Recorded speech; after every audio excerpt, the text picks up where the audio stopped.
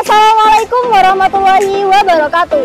Halo semua, saya Sukmawati, saya Fatimatul Hafidah dari SMA Negeri 1 Torjun. Kami delegasi untuk cabang lomba podcast. Assalamualaikum warahmatullahi wabarakatuh.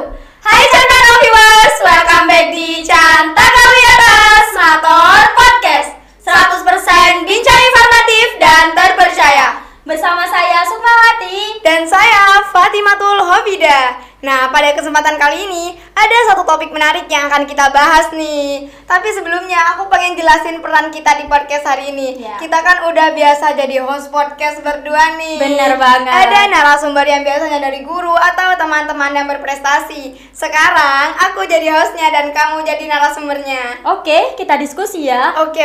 Tapi sebelumnya aku pengen ucapin selamat nih buat Sukma. Selamat karena terpilih sebagai Duta Pelajar Digital Sumatera. Aduh, thank you Fatih. Karena itulah sekarang Sukma harus berbagi ilmu nih sama Cantaka viewers. By the way, kok bisa sih Sukma yang kepilih jadi Duta Pelajar Digital Sumatera? Kok bukan aku gitu? Atau bukan siswa lainnya? Proses pemilihannya tuh gimana? Aku agak kaget juga sih sebelumnya. Ada beberapa kriteria nih. Aku Apa aja sebutin tuh? ya. Nah, jadi kemarin itu ada 3 kandidat dengan keaktifan belajar tertinggi selama pembelajaran jarak jauh atau PJJ.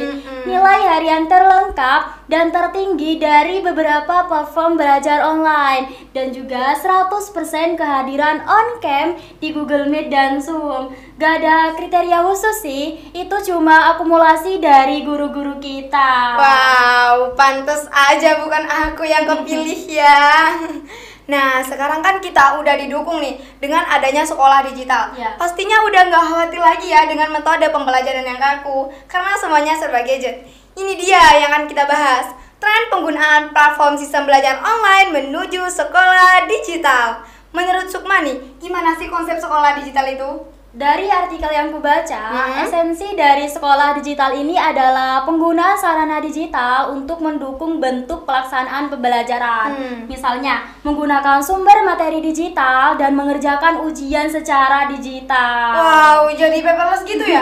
Atau malah paper free? Bisa mengurangi penggunaan kertas sih, tapi akan mengurangi keterampilan tulis tangan. Bisa kaku juga nggak sih? Kamu ada-ada aja deh. Nggak juga kok. Kita akan tetap memanfaatkan handwriting dalam banyak hal. Contohnya berhitung. Oh iya. Jadi kita harus lebih banyak melihat sisi positif dari sekolah digital ini supaya proses pelaksanaannya terasa lebih mudah. Iya, berarti pihak sekolah harus benar-benar memfasilitasi kebutuhan sekolah digital ini ya. Iya.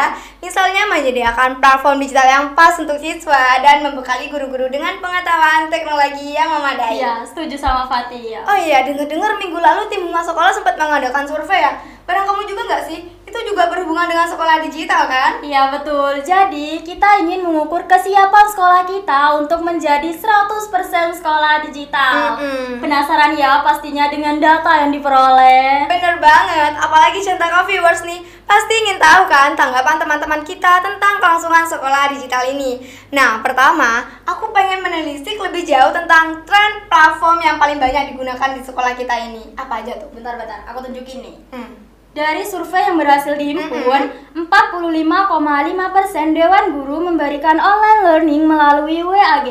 35,5% menggunakan Google Classroom, 10% menggunakan presentasi quizzes, dan sisanya yakni 9,5% menggunakan platform yang lain seperti Edmodo, Psikologi, dan pemanfaatan Google Jamboard. Nah, kalau Jamboard itu biasanya dipakai guru matematika dan guru fisika ya kan? Benar banget, karena selain fungsinya mirip papan tulis, kita juga bisa menyimpan file Jamboard itu. Betul. Jadi kita bisa dengan mudah mempelajari kembali apa yang sudah kita bahas di kelas online sebelumnya. Iya. Terus kenapa ya kok guru-guru kita tuh lebih senang mengajar melalui WAG? Kenapa tuh? Aku rasa gak cuma guru-gurunya aja ya, barangkali siswanya juga. Iya, Soalnya WAG itu platform yang paling super duper mudah digunakan. Ya meskipun mungkin agak membosankan juga sih lah ya sebenarnya. Iya, makanya aku nanya sama Sukma, kok bisa sih justru paling populer penggunaannya? Padahal isinya kan cuma chat, uploadan tugas, kuis,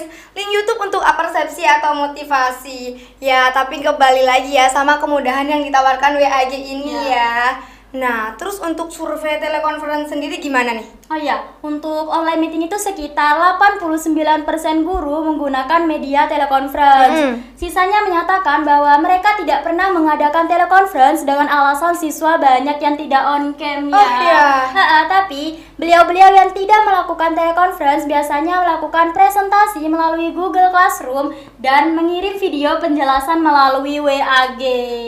Jadi sebenarnya di dalam kelas online ini guru kita tuh menggabungkan lebih dari satu platform ya. Iya, fleksibel aja sih sesuai kebutuhan juga. Nah, balik lagi ke telekonferensi tadi nih. Jadi aplikasi apa aja yang biasa dipakai untuk tatap muka daring di Semator ini? Aku tebak deh, pasti Zoom di peringkat pertama ya kan? Salah. Hanya 3 dari 10 guru yang menggunakan Zoom Meeting. 60% menggunakan Google Meet, terus sisanya pakai video call WA. Loh, bukankah peserta untuk video call WA itu terbatas ya? Terbatas memang, tapi beberapa guru menggunakan sistem video call ini hanya untuk penilaian lisan atau praktik. Jadi bisalah diakali dengan pembagian kelompok atau pembagian waktu video call. Iya. Terus kenapa ya pengguna Google Meet itu lebih banyak daripada Zoom? Oke, jadi kemarin tim survei juga sempat meminta Dewan Guru untuk menuliskan alasan preferensi mereka terhadap platform itu.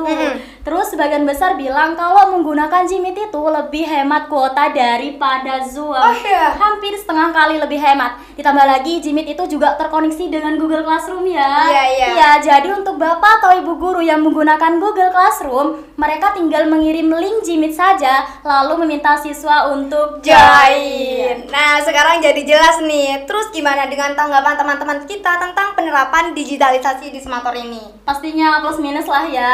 Kita mulai dari yang tidak siap dulu kali ya. Iya. Jadi teman-teman itu sudah membayangkan betapa ruwetnya bergelut dengan platform digital. Iya. Di sisi lain mereka juga menyatakan bahwa finansial mereka tidak siap jika harus menanggung beban paket data untuk pembelajaran digital ini. Loh, tapi kan ada wifi sekolah, gimana tuh? Nah, terbatasnya titik-titik wifi itulah yang masih memerlukan pengembangan dan peningkatan di sekolah kita. Tapi seiring berjalannya waktu, insya Allah semua akan terpenuhi lah ya. Tapi by the way, dari segi kesiapan sarana dan prasarana, teman-teman kita sudah 90% siap untuk menjadi siswa dari sekolah digital. Yeay, welcome to Semator Digital School. Nah, aku mau kasih tanggapanku secara pribadi nih. Kurasa penggunaan platform belajar online itu sangat membantu pengembangan dan peningkatan teknologi kita sebagai siswa. Yang tadinya gaptek bisa meletek. Meletek apa tuh? Melek teknologi dong. Melek teknologi, oke. Tahu ya.